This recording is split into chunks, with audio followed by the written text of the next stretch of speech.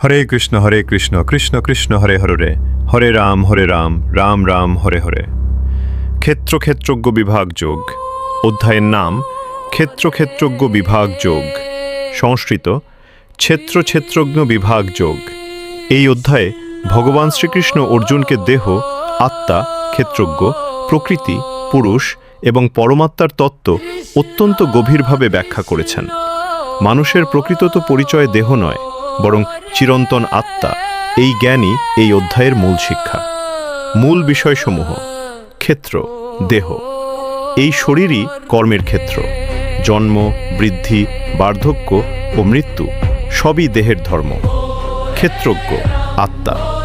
যে এই দেহকে জানে ও অনুভব করে, সেই আত্মাই ক্ষেত্রজ্ঞ। পরম ক্ষেত্রজ্ঞ। ভগবান শ্রীকৃষ্ণ সকল জীবের হৃদয়ে বিরাজমান সর্বজ্ঞ পরমাত্মা। প্রকৃতি ও পুরুষ। প্রকৃতি থেকে দেহ ও জড়জগতের সৃষ্টি, আর পুরুষ, আত্মা, সেই প্রকৃতির সাক্ষী ও ভোক্তা। সত্য জ্ঞান। নম্রতা, অহিংসা, ক্ষমাশীলতা, ইন্দ্রিয় সংযম, ভক্তি এবং ঈশ্বর চিন্তাই প্রকৃত জ্ঞান। মোক্ষের পথ। যে ব্যক্তি দেহ ও আত্মার পার্থক্য উপলব্ধি করে এবং ভগবানের শরণ গ্রহণ করে, সে জন্মমৃত্যুর বন্ধন থেকে মুক্তি লাভ করে। স্মরণীয় শ্লোক: শ্রীমদ্ ভগবদ্গীতা 13.2। ইদম শরীরম কন্তেয় ক্ষেত্রমিত্যভিধীয়তে এতদ্য বেত্তি তাম প্রাহুঃ ক্ষেত্রজ্ঞ ইতি তদ্বিধা।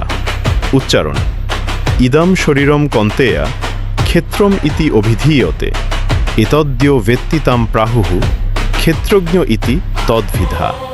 বাংলা অর্থ: হে কুন্তিপুত্র অর্জুন, এই দেহকে ক্ষেত্র বলা হয়, আর যে এই দেহকে জানে, জ্ঞানীগণ তাকে ক্ষেত্রজ্ঞ বলে অভিহিত করেন। এই অধ্যায়ের শিক্ষা: আমরা দেহ নই, আমরা চিরন্তন আত্মা। দেহ ক্ষণস্থায়ী, কিন্তু আত্মা অবিনশ্বর। ঈশ্বর প্রত্যেক জীবের হৃদয়ে পরমাত্মা হিসেবে অবস্থান করেন। ভক্তি, জ্ঞান ও আত্ম উপলব্ধির মাধ্যমে জীবনের প্রকৃত উদ্দেশ্য উপলব্ধি করা যায়। শ্রীকৃষ্ণের শরণ গ্রহণই মুক্তির সর্বোত্তম পথ। হরে কৃষ্ণ কৃষ্ণ কৃষ্ণ কৃষ্ণ হরে হরে, হরে রাম রাম রাম হরে হরে।